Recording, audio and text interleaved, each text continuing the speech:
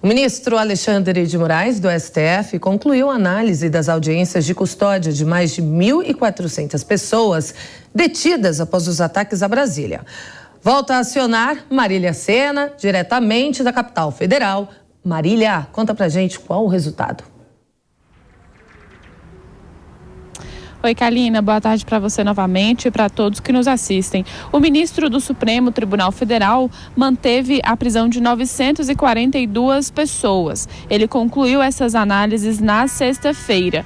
464 pessoas tiveram liberdade provisória e devem cumprir medidas cautelares como o uso de tornozeleira eletrônica, não podem conversar com outros investigados e nem usar as redes sociais. As pessoas que ficaram presas estão presas de forma preventiva, ou seja, não tem prazo ainda para terminar essas prisões. Mas o ministro Alexandre de Moraes disse que vai revisar essas detenções a cada 90 dias. Os crimes apontados por Moraes são atos terroristas, associação criminosa, abolição violenta do Estado Democrático de Direito, golpe de Estado, perseguição e incitação ao crime. Essas pessoas estão presas aqui em Brasília, no presídio da Papuda. Os homens estão no presídio da Papuda, que é um local que fica numa região próxima ao plano piloto, e as mulheres estão no presídio da Colmeia, um local que fica a 35 quilômetros aqui de Brasília, na região do Gama. Kalina. Obrigada, Marília, pelas informações. Marcelo Suano, 942 pessoas presas por estes ataques em Brasília. É um número que impressiona.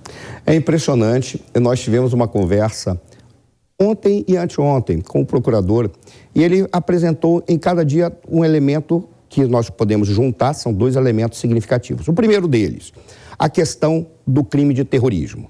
Pela nossa legislação, o motivador político e ideológico não estaria configurado, razão pela qual, se houve um crime de terrorismo por indivíduos que queriam, de alguma forma, política ou ideologicamente, atuar, então não é terrorismo. A tipificação ainda do que ocorreu ali é muito estranha e tem que ser identificada da forma adequada. O primeiro ponto é que houve vandalismo. Ponto. Isso ninguém discute.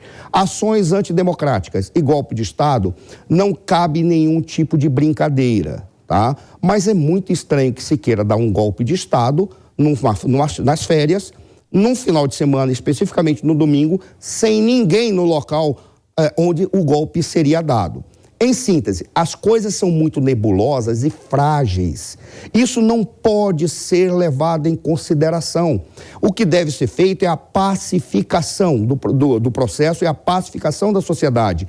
Atos como este não vão pacificar, porque o que está ficando claro para todos é que, pelo menos 90 dias, todos esses indivíduos que estão com a preventiva ficarão presos, porque será revisado daqui a 90 dias apenas. Isso é um ato que tensiona cada vez mais e traz na sociedade temor, medo, e as pessoas com medo tendem a fazer bobagens.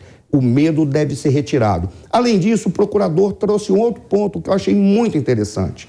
Ele disse, olha, nós não vimos ações de audiência de custódia que vão além de 24 horas e que um número tão grande fosse resolvido em tão curto período de tempo. Em síntese, para não dizer que houve contradição e incoerência das ações de Sua Excelência, o ministro Alexandre de Moraes e todos os demais autoridades que ali estão atuando, diríamos que é um paradoxo.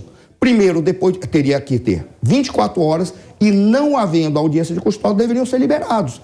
E mesmo assim foi estendido. E nessa extensão que foi feita, tudo aquilo foi realizado de uma maneira acelerada. O que traz sempre dúvidas, se não da seriedade, não vamos colocar esse ponto, mas da solidez da maneira como foram feitas as audiências e a análise do material que foi necessário para decretar a prisão preventiva. Em síntese, nós estamos vivendo uma nebulosidade que, ao invés de pacificar o povo, vai trazer mais tensionamento. E isso não tende a gerar coisas positivas.